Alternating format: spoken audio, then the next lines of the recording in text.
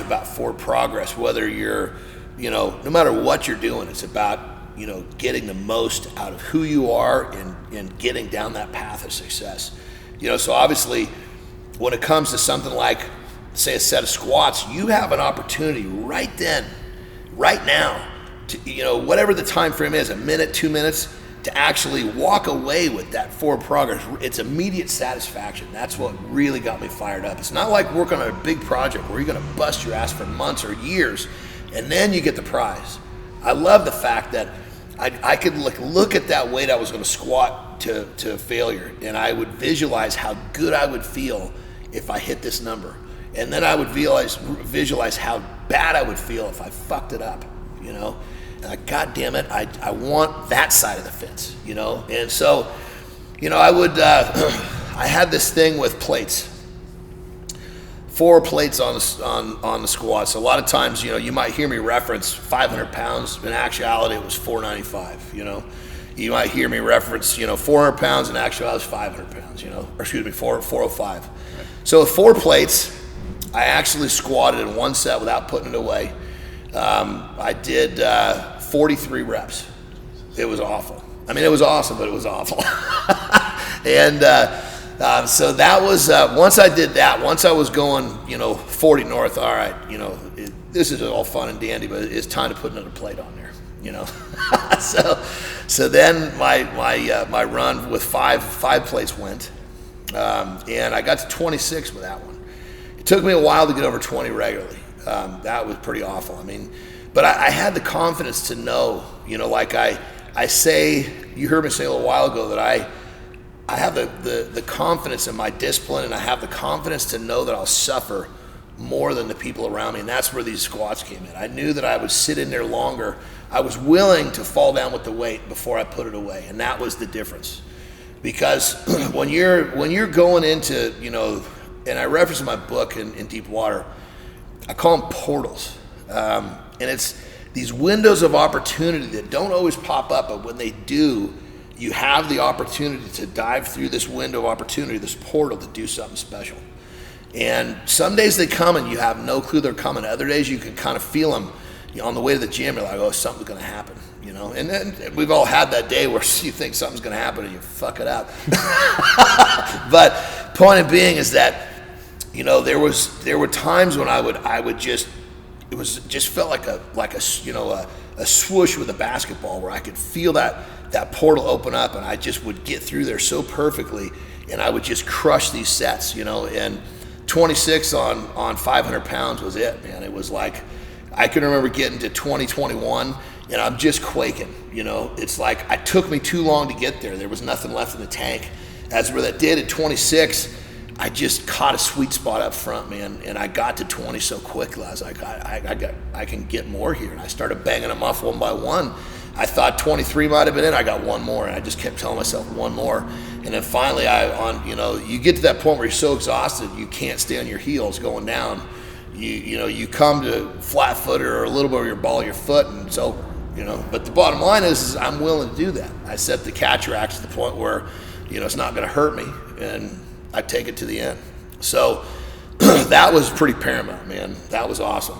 And then 6 plates came about, which is 585. And at this point, I started playing around a little bit with briefs a little bit, because I was being under that type of load for that amount of reps. I was really getting a lot of weird hip stuff, and I actually strained a groin. It took forever to heal. So I thought, the training is supposed to better me in competition, not make my competition suffer. So I started playing with briefs a little bit. And so in briefs, I did 585 for 17. And if you do the math on that, that seems better than the 500 for 26. Well, that's because the briefs are in play. They give you a little break at the bottom. It's so. Then from there, I went to actually, when I went up to 7 plates, I thought, you know what?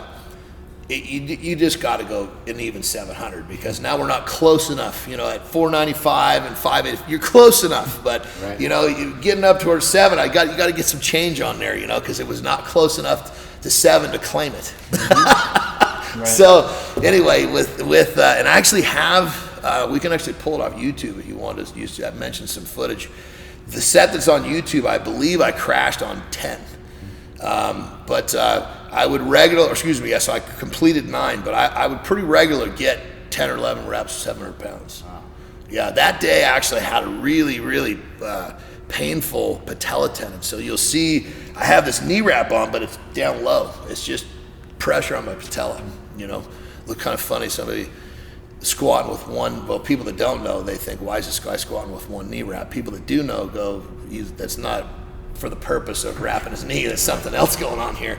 But and then from there, that was obviously during the Strongman days. And when wrestling came about, I had to kind of change my training a lot because, so those days of doing those nasty squat workouts, when you're on tour, you wrestle every day, or you might have a day off. So I couldn't do a squat day like that and then get in the ring and run around. You're not running after that, So I was still trying to do the best I could with still keeping that type of training going. I was on tour.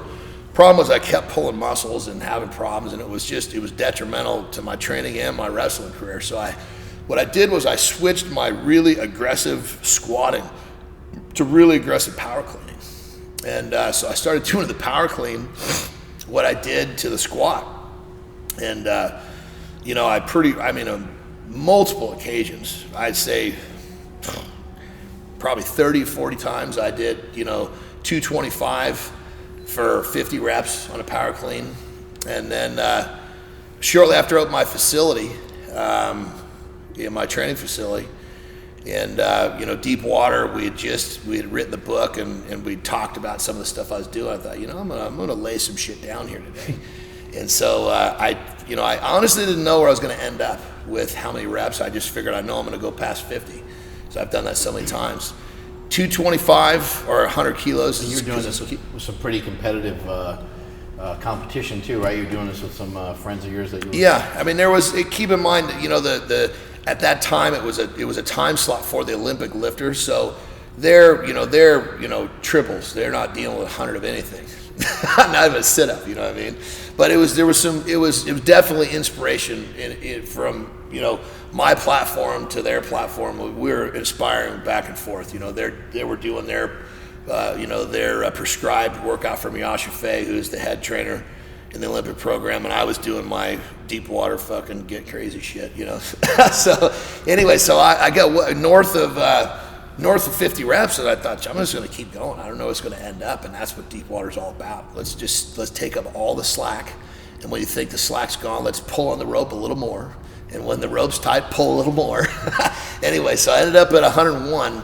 The reason I did 101 is just because, I got to that point where I felt like I needed to stop because I had gone so far. I was beyond kind of loopy. I was getting cramps and weird shit was going on. I had cramped in this leg, so I was pulling off the floor hard with this one to give this leg a break. Then this one started cramping, so I had to go back to this one. So I was working through cramps, interset, not drinking water, But when I could see 100 reps, I was like, okay, I got to go. And whatever it was in the mid 80s, I'm pretty sure I could get there. And I got to 100, and I'm like, fuck, there's still something here. But I was in a bad spot, I'm going down to get the bar, and I'm cramping here, and I'm cramping there.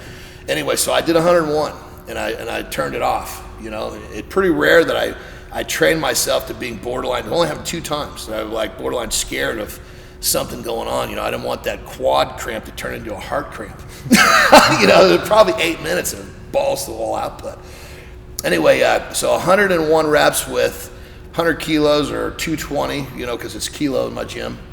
That is definitely at the peak of all my fucking crazy training stories.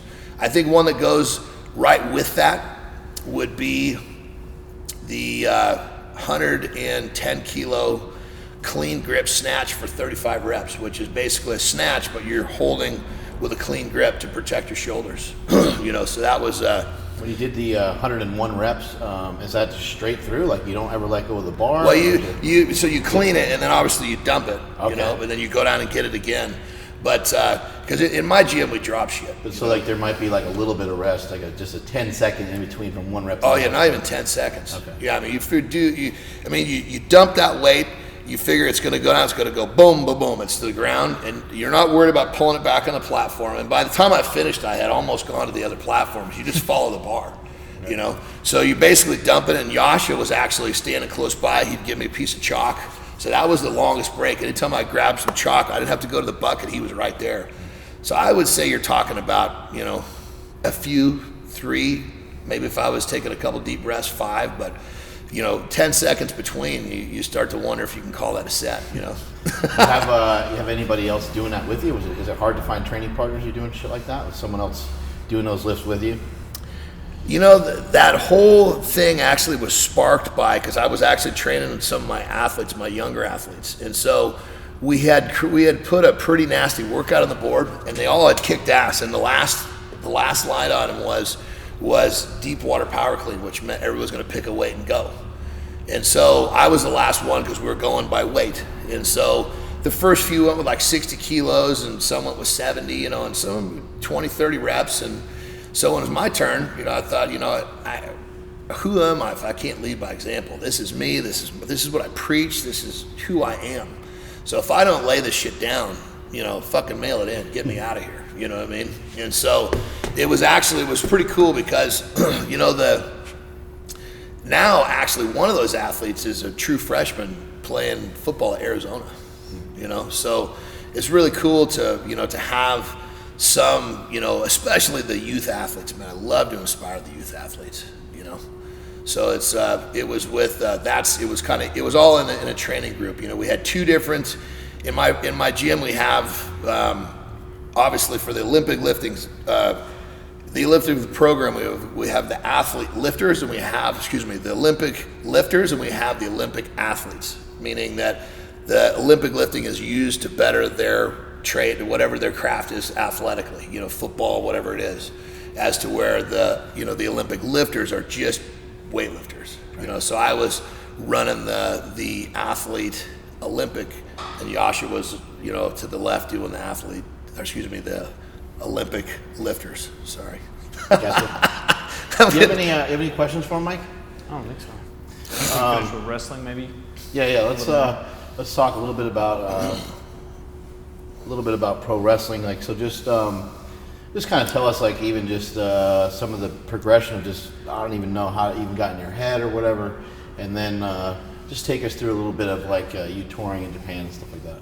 Do we want to talk about just like this stuff, or we want to go into like injuries and some of the shit that goes on? We'll get into some of the good stuff, but just start out by talking about it kind of more just in general at first. Well, true to the way that I do things, much like in Strongman, you know, it was time to move on to the next progression. And so, you know, in talking with you as part of the process, I started gathering information, trying to get to where I wanted to go as fast as I could.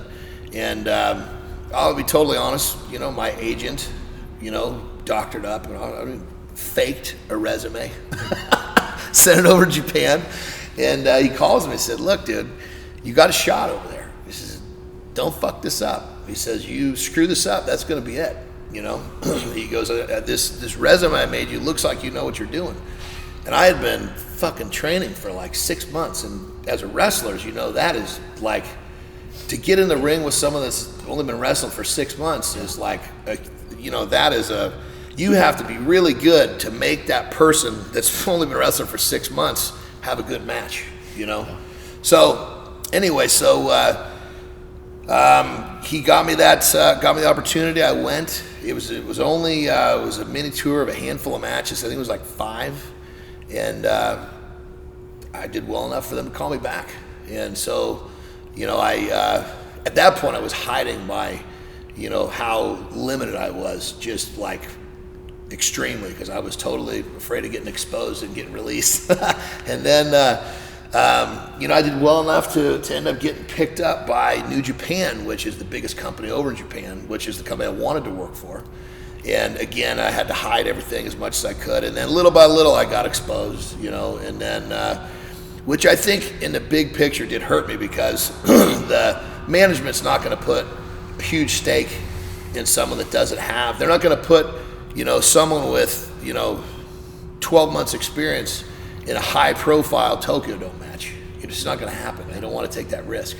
But they did team me up with my tag team partner was Nanabu Nakanishi, and they teamed us up right away. He was also the biggest guy on the roster, so we were the two monsters, and we ended up getting Tag Team of the Year in 2010.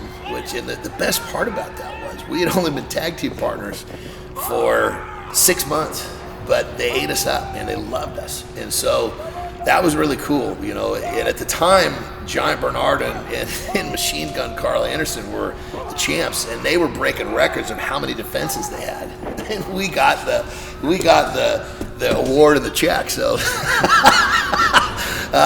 so anyway, so long, like I said, true to the way I've kind of done all my careers, including bodybuilding, I went from being an unknown onto a pretty major stage really quickly. And it was a great time, man. I'll tell you, you get treated like a king over there. I mean, some of the, you know, when you wrestle and then, you know, these sponsors will take you out. You know, you might be with 6 guys, and you could run up a, you know, $5,000-6,000, you know, restaurant bill, and they don't care. They don't even shake a how. They just pay it. And this is a great time. Do it tomorrow night. You know, touring that whole country was great. A lot of fun stuff. I mean, when you're, you know, when you're hanging out and you're, you know, you finish a wrestling match and you go out with the guys and stuff like that, do you let loose? You drink, or do you indulge in some food that you wouldn't normally eat, or are you always, you know, deep water? you know, deep water is me, and you know, a lot of times people misunderstand me because they think that I'm not having fun when I love what I'm doing, man. I mean, I love what I'm doing, meaning that, you know, I go to work, go out. I mean, I'd love the food over there. It's killer. I can eat in my way of eating very easily because they eat so healthy.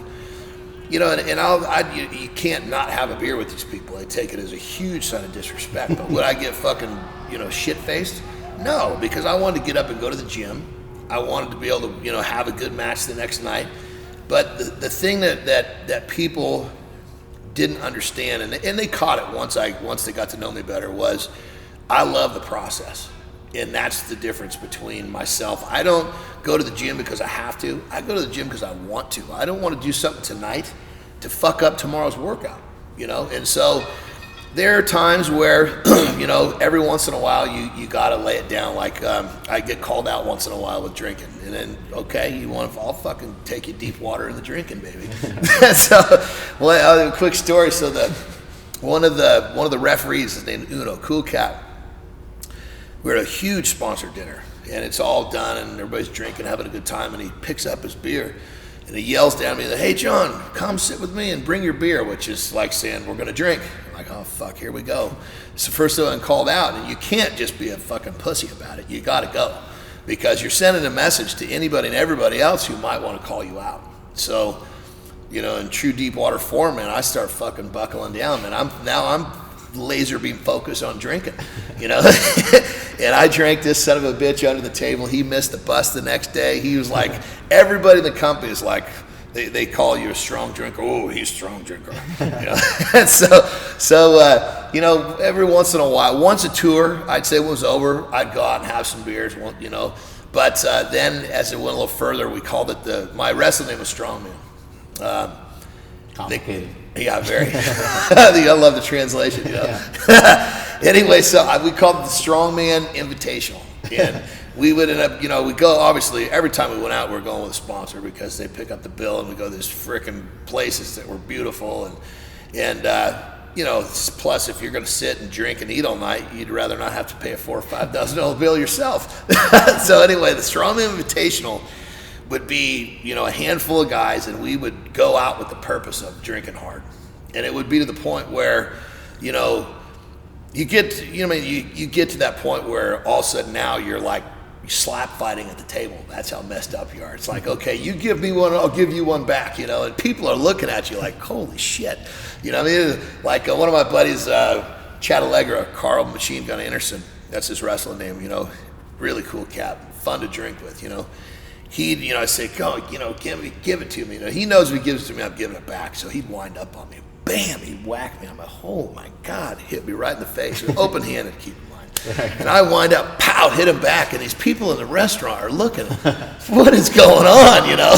But anyway, usually what happens is because my metabolism is so fast, dude, if it's just beer, I can go to town on the beer. I mean, I could probably drink, and I know I was sitting here trying, I'm a big drinker. I'm just trying to explain the story. I probably drink 20, 25 beers and still walk to the train to go home or get to the cab or however we're doing it. So where you put 25 beers in, most people that are, say, 200 pounds, they're in big fucking trouble. Yeah. So you get these guys coming out of the Invitational, and they're throwing up in cabs and throwing up in trains and throwing up on the sidewalk. So it was fun. You know, it was a lot of fun. How old were you when you started wrestling, and how did this fat, shy kid on the inside just move to Japan out of nowhere?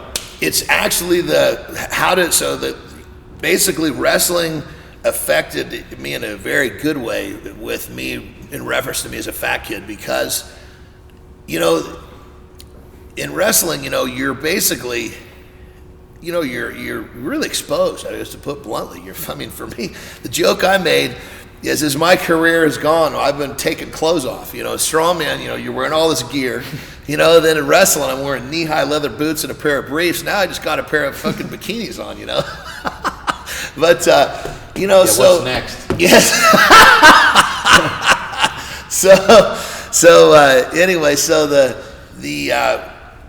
when you're, and plus the crowds are 3-4 times of what's in Strongman. So, you go out and you're standing in a ring, with, 20, 30,000 people watching, you become, it forces you to become more comfortable with who you are, which for me was actually quite a nice platform for growth, because, from the outside, you see this big hulking guy with all this discipline and but remember, a lot of that was driven from me feeling like a failure as a kid, not having the discipline to do what I wanted to do. And so, as we talked about before, I keep referencing the fat kid, but the fat kid is a symbol of me not having the discipline to do what I wanted to do. So, wrestling was definitely it definitely kind of helped, with that progression of feeling, better about myself as far as, erasing some of that stuff that still would kind of, creep into the back of my mind, like, you ever have, or maybe it's just me, but you ever have those moments where, you have like a flash of a memory or something when you're a kid, and it almost like gives you the chills, like, oh shit. Sometimes you'll hear me, like, I could be like in my house and I'll go, God damn it. And Terry, my dog, what's wrong, Dad? What's wrong, honey? Oh, nothing. It's just something passed through my head and it pissed me off, So I noticed that things like that happen a little less.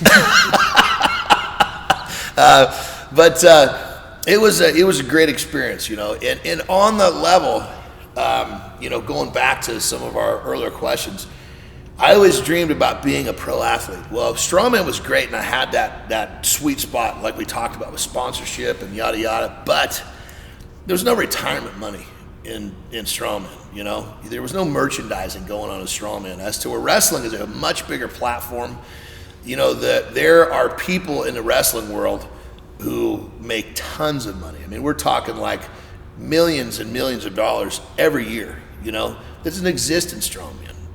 So for me to get into a bigger platform felt like I was getting closer to the dreams as a kid. And the challenges and the positions I put myself into by kind of forcing my way into these higher positions with these sports quickly, it created a lot of I told you earlier on, I'm going to stress about something. So why not stress about something where I can make some forward progress? Well, the wrestling days, there was a lot of stress for me because you're always, Mark, you get it because you've been there. You are fighting for your job every week because there's always somebody that wants to move up on the roster that wants your spot. And so, it was the whole thing with wrestling. It was a stressful time, but keep in mind, that having a stress, at the time I didn't really know it, but stressing about something that was actually moving me forward was a good thing, And so when my wrestling career became not full-time, it was a tough time for me, because all of a sudden I didn't have, I didn't even understand all the dynamics. I just felt you kind of feel rejected and a little failure. It's just, especially me, I don't like anybody to tell me that I can't do something. I like to be the one to make those choices, which is not realistic for your whole life. At some point, someone's going to tell you, you're done, buddy. And so when that happened, it was tough, and it was a tough spot. And that was kind of where I started to recognize that, hey, I have this X amount of worry that I'm going to put forth every day. I might as well connect this to something that I can actually, make some progress with and feel good about the efforts that I'm putting. I shouldn't say efforts, the energy I'm putting out. But so wrestling was a great time, and to answer your question, Mike, it just kind of helped my development of, I guess, understanding the whole challenge as a kid, keeping the fat kid on the other side of the mirror, recognizing that I'm going to worry so much, why not channel that energy into something I can control and make progress with it. So it was a huge growth factor. But, like so many times in life, you don't realize it until you actually look back and reflect enough. I don't do a lot of reflecting on my success. I reflect on my failures, because I know that's where I'm going to find most of the answers. Successes are great, and you love to live them. But we all know you're going to learn more from failing than you are from succeeding. And I think for me, it's because I reflect to failures more than successes, and that's my guess for most people. All right, so you got into pro wrestling, and you kind of said you would partake a little bit in some of the activities the guys would do. Did you, there's a lot of injuries that happen in pro wrestling. Did you find yourself getting caught up in some of the other things the guys do? There's a lot of drugs in pro wrestling, a lot of injuries, a lot of painkillers and stuff like that. Wrestling is a very dirty sport, and there's a lot of people partaking in drugs. There's a lot of people drinking, and there's a lot of injuries, and all of which, have a lot of freaking bad shit that comes about when we talk any of those topics. For me, it was my involvement with drugs was based around injury. I was not, like I explained before, I was not the big going out guy. I would drink, the beer to toast the meal, and I would, once a tour, go out and knock it down with buddies. But the problems that I had personally, that was all very easy to keep in check. The problems that I had personally when it came to drugs was painkillers, and largely based around injury. Because it's just a part of the deal. Let's be honest. Athletes in general, you get injured, and if you're competitive, you don't want to take all this time off. You want to be able to get back in it, do your rehab, yada yada. And so my first injury that was actually warranted some painkillers was my I actually had blew my knee out pretty good. A terrible triad. It was actually in Ukraine. We were doing strongman wrestling. You've all seen it. There's a ring in the sand, and you got to throw the other guys. You got 300 plus pound guys trying to throw the other guy to the ring. It's nasty shit. You got fat lips and black eyes and tweaked knees and blown shoulders. And anyway, so I basically did ACL, MCL, chunk of the meniscus, so it was a painful deal. The thing that caught me more by surprise was I had never really been exposed to a painkiller on any regular basis. Most athletes have dealt with painkillers in very circumstantial deals. Up to that point in my strongman career, is more along the lines of, okay, I'm really beat up, who's got a couple of painkillers for the plane ride home so we can relax and sleep on this plane. And that was kind of the extent of it. All of a sudden now, I've got this injury that is warranting me to take this medication every day. And like I said, I hang my hat on being a disciplined motherfucker. So I've never ever felt like there's something I, couldn't. If I had my hands on it, I was gonna be able to control it. And that's the problem with that shit. So with my knee, it was tough, but I was able to get through it. They gave me a drug called Percocet, and I got the surgery, got through the rehab, came out the ass end of it. My thing is I don't want to wait. I want to get back in the action too quick. And so what happens is I end up using the drug to go past my rehab and get myself back into competition quicker. And I think that's probably, I shouldn't say probably, it's very common.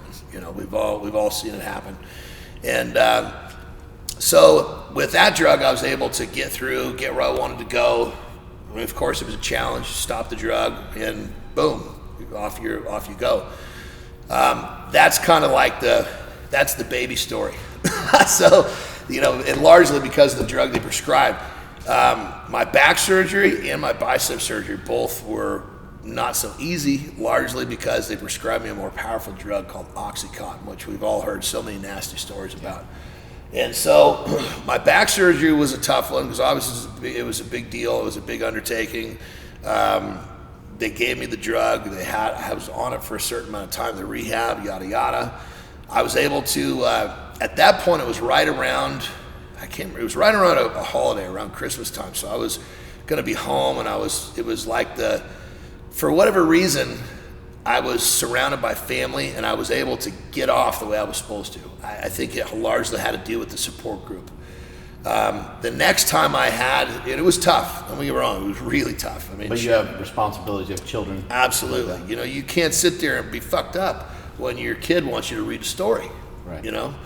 So where it got nasty for me was the next one I had was bicep. I popped a bicep loose early on in I want to say it was about a 15-minute match. So I had to go 10 minutes with my biceps sitting up here.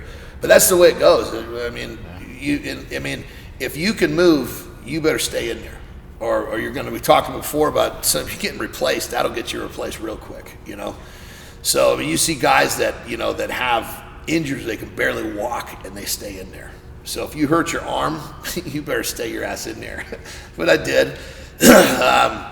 Anyway, came out. The doctors looked at it. He said it's a complete tear. I was in denial. I was like, oh, come on, it's got to be partial. It'll pull itself back down right now. Gotta go home and get it fixed. So I go home, get it fixed. The problem was I was only about 6 weeks before what they call the G1 tournament in Japan, which is hands down the biggest tournament, and you just can't miss it. It's like the Super Bowl tournament of New Japan Wrestling. And so I went home, got the surgery, told the surgeon, who also did he's got the clinic that did all my surgery, so I got a great relationship. He understands what I'm about. I said, look, I got to be back in 6 weeks. He said, oh, dude, you're not even out of your brace in 6 weeks. I said, you're not hearing me. This is what I do. This is what I want to do. I wasn't feeling like, I'm going to lose my job but I mean, I could have. It was what I wanted. That makes sense. It was like, talked about the dreams as a kid. I was doing it, man. Nothing was going to take that from me, including pain or having to deal with a drug. So that's what I did. I took the drug he gave me. He put me on Oxycontin again. Went through some nasty rehab, man. It was awful. I can't even imagine the pain that I felt from the rehab. Even on that drug was like stifling. So I can't even imagine going through that on a lesser compound. Anyway, so 6 weeks on the drug after the surgery. Go back to Japan. I'm there for another 6 before I came home. It was surprisingly it stayed intact. He thought for sure I was going to tear it off again because I was not. I hadn't had it long. I didn't let it heal long enough. But what I'm getting at is that I was on that shit for 12 straight weeks. And the problem is for anybody that's gone through something like this, you start off taking a little bit, and you have to continually take a little bit more to get it to do the same thing to block that pain. Well, by the time I was done, I was taking an 80 milligram Oxycontin before my feet hit the floor. I would have it by my bed, and I would take it, and I would lay there and wait for it to kick in. 80 milligram of that drug is big, man. That's a huge dose. But it just slowly gone from a reasonable one up to this one. And the doctor told me, he said, look, he's all, I get that you're just, he watched my progression, you know, I get that you're doing what you got to do what you got to do. He said, but understand when this time, to get you off this, we can't just have you go cold turkey, man. You'll have a seizure. And I was like, oh my God, I didn't realize what I was dealing with. And it was, I mean, I tell you, it was, when I tried to come off that stuff, it might have been one of the toughest things I've ever done. I mean, it was awful. I mean, I was sick. I mean, you know, you see those shows where people are laying in their bed and they look like they're all fucked up and they're gonna die. You know, that's not Hollywood. That's what's going on, man. And it was terrible. So anyway, so I was able to get through it, but it was a really trying time. And I got to tell you, you know, it's crazy when you think about the problems that you have as a human, not on this stuff, and then you factor this stuff in, the things in your life that are this big, that's a problem, now turn out to be this big. It's no wonder that people's lives get wrecked on this shit, because to manage a simple problem becomes almost impossible. You know, I mean, it was really difficult. I mean, I'm a pretty mellow guy, you know, but I was becoming kind of irrational trying to get off that shit. And so here again, I'm gonna lay this back to even deep water. I mean, everything, I am deep water. Deep water is it's that focus, it's that forward progress, it's everything that makes you successful at what you're gonna do right now.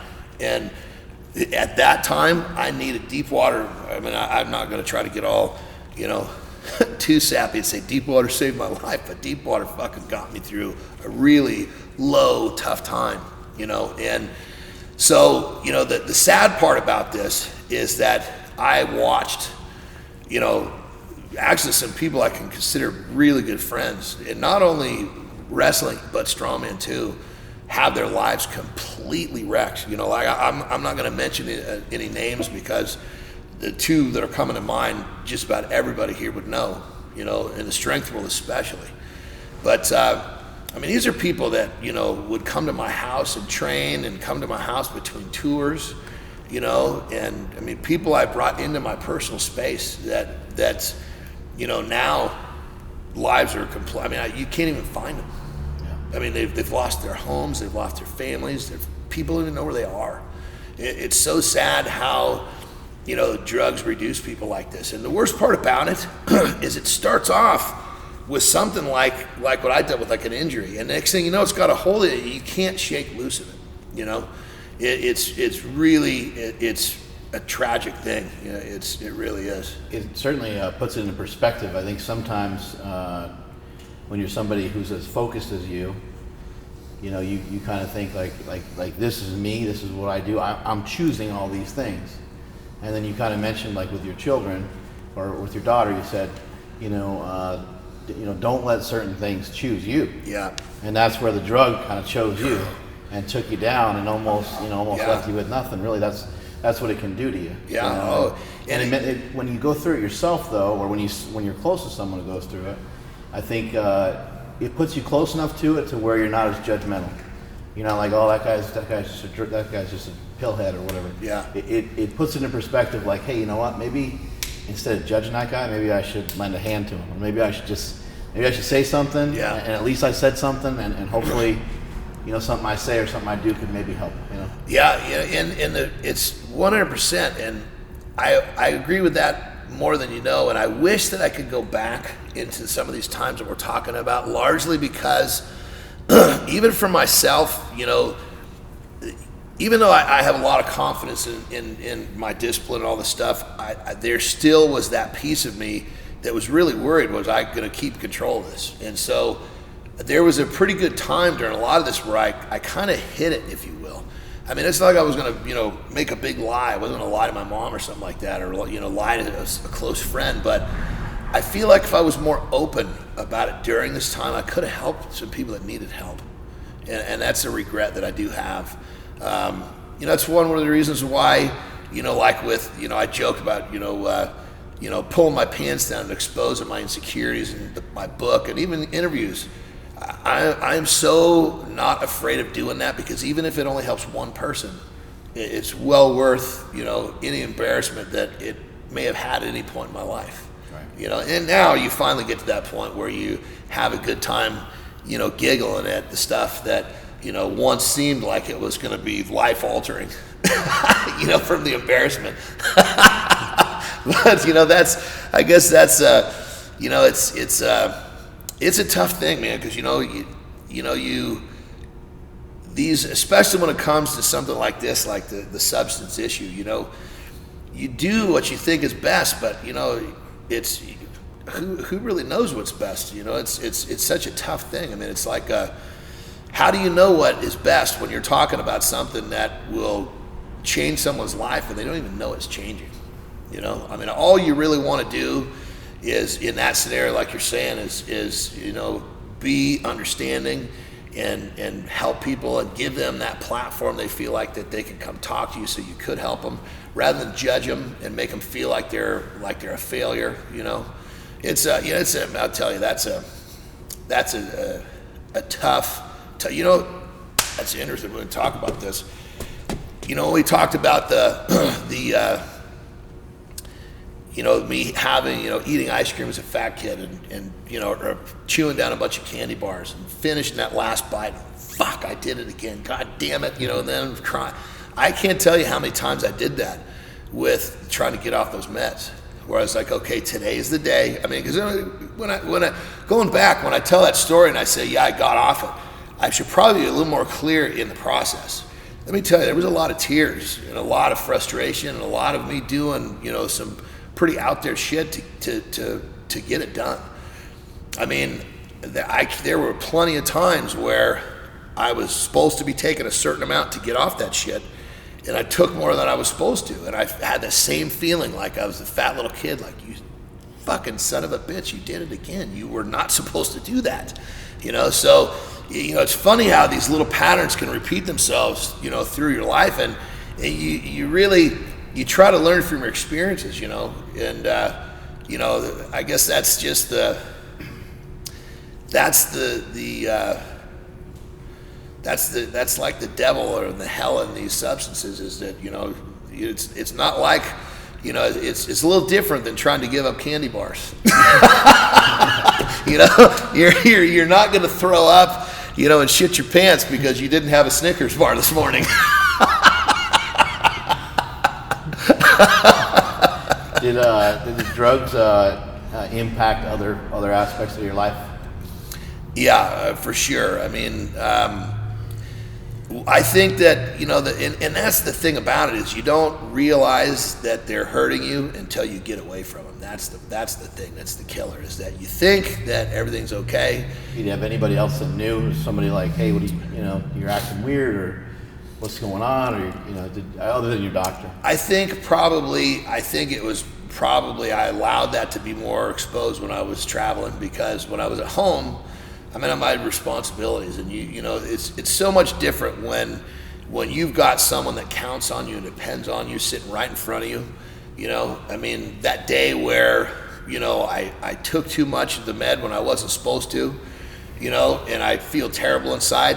Even that worst feeling that I could have about letting myself down is not more powerful than being the example and the role model to my daughter.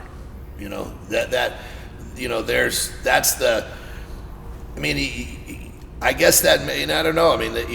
That's one of those things. Maybe I'm blessed in the fact that I was able to do that. I don't know, because to be honest, it's not like I have I don't have a lot of exposure to drug addicts, other than the little stints that I had with trying to come off this stuff after my surgeries. The most part, you see that stuff on TV is most where I see it, but yeah, it's a trip. To be quite honest, when I sit here and talk about it, it almost kind of gets me stirred up inside, just that emotion, because it brings me back to that feeling like I know what I got to do, but there's actually a force working against me.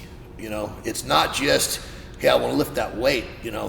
That weight it's only affected by gravity. It doesn't have its own motor. As to where the drugs, man, they've got it's like they've got a course of their own, and you know, it's like you can do what you can to tell yourself that you're going to control it, and that's the first step. That's the first step of the end right there, you know. So what if you get hurt again? What's that? What if you got hurt again? That's a hell of a question. I mean, obviously, you try to get better. Well, one thing I do know is that drug is gone. I'm not messing with that. It's too much. I count my lucky stars. I thank God, I thank my family, and I thank Deep Water for fucking getting me out of those 2 pinches, because they were pinches and they were tough. Not to say that I'm not sitting here trying to look at you or Mike or the camera and say I got control of, you know, me having to be on another painkiller again. It's not what I'm saying. I'm saying that drug itself is not coming back into my equation, because I feel like I skinned out of there just barely, you know. The nice thing about my career now is that in bodybuilding, at 43, I can train around things, as to where in wrestling, things are out of your control. Would you say bodybuilding's a lot like almost slower pace? Like it doesn't have to be as fast and as hard hitting as like a strongman or pro wrestling. Yeah, in pro wrestling, sometimes things just go wrong, you know. Not to say that something couldn't go wrong in the gym for your training for bodybuilding, but it's much more controlled. In the strength world, sometimes you're trying to lift something that your body just won't support, and you know, there it is, you know. So, I mean, what I'd like to say is that I won't get injured again. Is that realistic? Probably not. So, but I will say that you know, I feel like part of the whole process, you know, life and sports, athletics, we're gonna call it, is learning from your mistakes and learning from your past. So I feel like with what I went through, I feel like I can make much better decisions in the future. You know, and I think, you know, if you sit here and you tell yourself that you're never going to make that mistake again, you're silly, because we all make mistakes. We're human. Well, you can tell yourself you're going to make better decisions you did last time. What's the next goal that most people would doubt that you're going after? Well, some people might think it's out of your reach. The next goal is big head of yours. the next goal is the Olympia stage. You know, I'm 43. That's too old. Huh? You're too old. I love it. Say what you want, baby. That's just more fuel in the fire. But you know, it's the Olympia stage, and to get there in as few contests as I can. You know, and I say that only because, you know, for me, it's fun to try to do things that are, you know, off the beaten path. You know, you might hear people say, oh, you know, you need to not, like a lot of great bodybuilders will shoot, like, for example, Justin Compton. He chose not to go to the Olympia, and he's qualified 2 years in a row. He just wants to be the best Justin Compton he can be when he gets there for the first time, you know. And that's a very, very, you know, solid game plan. It's just not mine, you know. I mean, at 43, you know, I don't have that many years. But, yeah, I would say that's the Olympia stages. It would be this being my rookie season, I'd be there my sophomore season. I think would be a great one. It'll be, you know, my sophomore season, and then it'll be, I'm sure, substantial less than double-digit contests by the time I'm there. My guess is that I'll get qualified and, you know, have to accumulate points next year, which will probably be 3 or 4 contests. I'll be there in my 6th or 7th contest, which would be pretty off the hook. So email is Jon hyphen, not to be confused with the underscore, Andersen. So Jon is Jon hyphen Andersen, Andersen, at sbcglobal.net. My Facebook is Jon Strongman Andersen. Obviously, pay attention to the spelling of my first and last name. My Instagram is